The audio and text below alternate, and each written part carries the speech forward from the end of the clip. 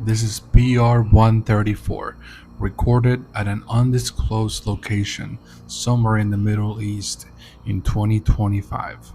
The footage appears to show a small circular object traveling across the scene at what looks like a very high speed, while the camera continuously tracks it and keeps it near the center of the frame.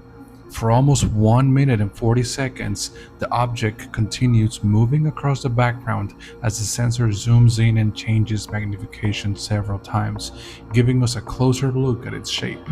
Even with a closer view, there are very few visible details on the object itself.